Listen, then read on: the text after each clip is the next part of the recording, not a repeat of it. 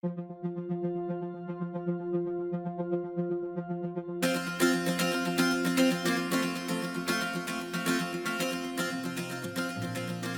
have been many instances where my work in the editorial and commercial side have been undervalued, and this is usually evident in like the beginning of a project when I'm asked for a cost estimate and I send it over to a client and they find it too expensive. What I usually do is, instead of slashing prices, I just tend to make the deal sweeter. So if I offer to deliver, a few more images, that's usually a better practice than cutting my prices, because cutting my prices would damage the entire industry, and I don't want that.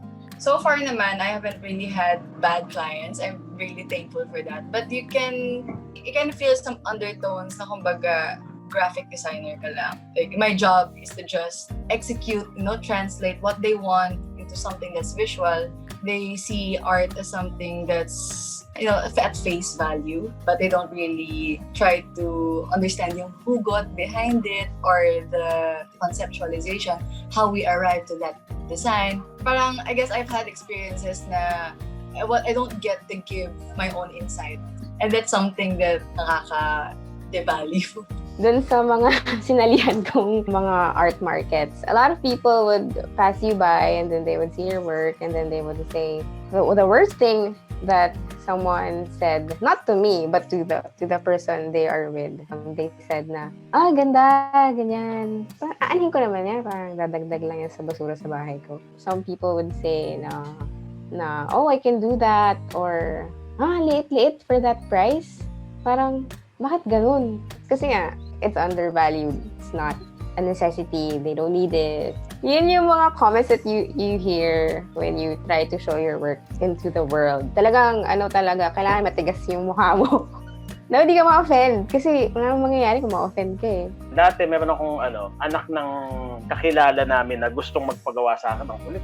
Message ako. Ang daming niyang sinasabi na gusto niya ng dokumento, ganyan-ganyan. Pero hindi nag-push through yung project kasi lang naman usap-usap lang naman, chat-chat lang naman. Ang dami niyang sinabi, napaka-demanding niya, gusto niya ng ganitong deadline. Tapos meron siyang isang sinabi na nung sinabi niya yun, hindi ko na siya nireplyan. Hindi ko siya binlock, pero hindi ko ginawa yung pinagawa niya. Kasi may sinabi niya na, pagpasensyahan mo na kung makulit ako, bibigyan kitang pang merienda. Nung sinabi niya lang yon, wala. Tapos na usapan natin. Hindi ko gagawin ito.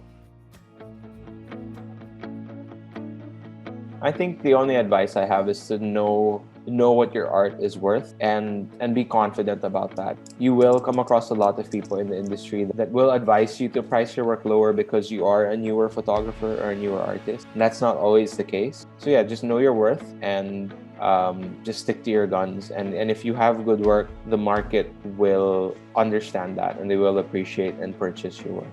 It is really cliche to say na gumawa ka lang ng gumawa, but it really is true. Gumawa ka lang ng gumawa. People will eventually find you if you just really put yourself out there.